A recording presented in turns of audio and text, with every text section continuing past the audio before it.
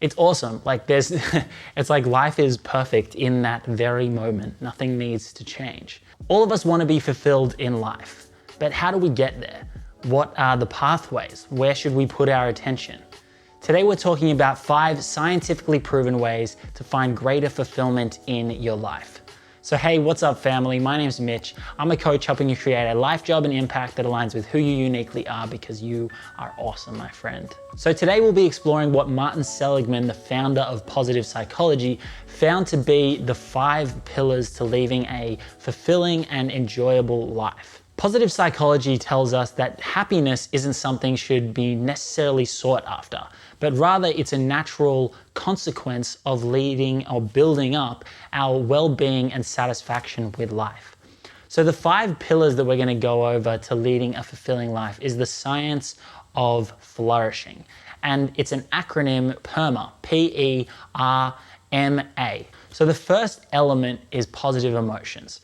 So our experience of life is largely, deemed as positive or negative due to the positive emotions that we experience. So finding ways to cultivate more positive emotions in your life is really important. And it's important because it actually helps you not only perform better in life, but you actually look more positively on the past and the future and the present as well. So how do we experience more positive emotions in our lives? Well, firstly is by doing the things that you love and spending time with the people that you enjoy to spend time with. Having these things and having these times where we switch off and just do the things that we love are so important in our life. And another really important element of that is exercise as well. Exercise makes our bodies feel good. We experience positive emotion when we exercise, as well as eating good food. And I'm sure we're all pretty happy with that one. Eat more good, delicious food, people. And I've spoken about this one a lot on the channel as well, but it's cultivating a better relationship with gratitude. So gratitude helps us take all the things that we have going on in our life and being appreciative and optimistic towards them. Having more gratitude will help you feel more positive emotions as you are able to look for the good in all the situations that arise in your life. So the second element to leading a fulfilling life is engagement. Have you ever been, just so engaged in what you were doing, sort of like that sense of flow, just in what you were doing? It's awesome. Like it's like life is perfect in that very moment. Nothing needs to change. And when we're able to cultivate more of that, to bring more of that engagement into our lives, that's a beautiful thing. And not only is engagement just fulfilling in itself, but it's also creating momentum, because when we are engaged, we're usually working on something or doing something. And so it's creating momentum towards the things that we want as well. And when we're stationary and stagnant in life, it can feel hard to pull yourself up to do anything. Have you ever sat on the couch for 4 hours and then tried to do anything after that? It's pretty hard. But, when we're engaged in the flow of life, when we're creating momentum in life, it's so enjoyable to go and do something else. And the momentum is enjoyable in itself. So to create more engagement into your life, the first step you need to do is to create a better awareness and more situations where your strengths, your virtues, and your values are all being utilized. Knowing your strengths and being in your strengths is really powerful in being engaged with something and being confident in that and enjoying the process of what you're doing. When you're using your strengths and you feel powerful and like you're doing something that you're really great at, that's a great feeling.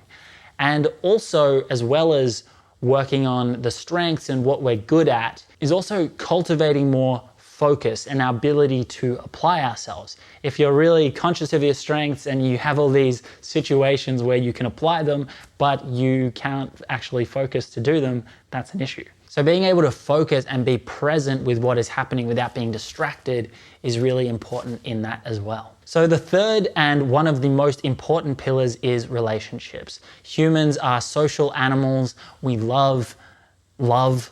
We need love, we need connection, we need community, and we really enhance our well-being through our network. You know, have you ever done something that was really enjoyable and you were by yourself and then you try to tell people about it, but they don't really understand it and you're sort of just like enjoying it yourself? It's kind of like a bit empty. Sometimes it can be nice, but it's a bit empty. Whereas on the flip side of that, you might have gone on a trip with a bunch of people and for years and years you refer back to those moments and you still laugh about them and you enjoy them and you have jokes about them and nicknames and all these things. That multiplies your enjoyment of everything you do in your life. So having great relationships and as well people that can support you, not just through the good times, but the more difficult times, people that listen to you, that care about you, that you know have your back and that you're safe around them, is so important in leading a fulfilling life. There's a Harvard study done years ago, and it essentially found, after following people for a very long amount of time and documenting, all the things that led to their fulfillment, and relationships was easily the most common denominator. Just having good relationships led to a happy life. So if there's one thing that you take from the whole PERMA model, I think that is probably the most essential one. The fourth letter is M, meaning, and sort of like purpose as well. And this is another really massive thing that I love to talk about in this channel because, I just see it as so important because, we are at our best when we are working towards something greater than ourselves, when we are putting our actions, our talents towards something that aligns with our values and our beliefs, and we're supported by like-minded people all pushing towards something. That drive is what forces us to grow and makes us actually want to grow, to be able to contribute more to that thing that we deeply care about. And it's something that, I find there's so many people just don't have this element of meaning in their lives at the moment. And I see it as such an important one. And you don't have to, be changing the world to create more of this in your life. Knowing your values and your beliefs is really important to finding meaning, and finding, even if you stay in the same job you're in now or doing the same activities that you're doing now, how can you apply those values to the current situation that you're in? You don't have to necessarily flip your whole world on your head just to find meaning. Like, you can find meaning by doing the things that you already do with a new perspective about the effects that they create and the positive impact that you maybe are having. And finally is achievement. So the goal in life should not be to get ahead, to win, to push everyone behind so that you come out on top. But at the same time, it feels good to win sometimes. And when we're striving towards goals that align with our values, that are, virtuous and that make us feel good and are aligned, and when we're driving towards those goals and achieving them, we derive a great sense of satisfaction from that. And the achieving part is, essential to that as well. Sometimes we set goals for ourselves and they're maybe too big or we never attain them, and that can be hard. So, having goals that we can hit and building up to larger and larger goals that we can grow and become the people we're capable of is really important. And not only is it fulfilling in itself to experience that sense of achievement, it actually flows on to how we look at the future. When we look at the future and we know that we are capable of achieving what we set out to do, we can look at it with a more positive perspective because we know that we can affect what happens.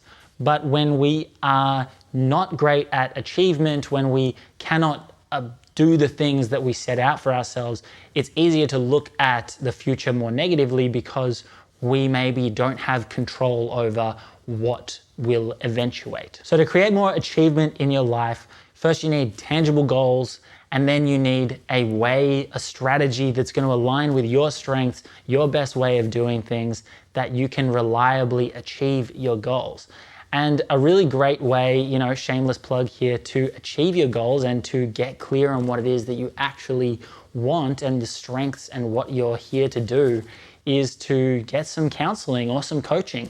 It's hard sometimes to understand ourselves fully and have that self-awareness, and having someone to keep ourselves accountable, to mirror us back, and to push us to get to where we want to get can be really helpful in us achieving our goals.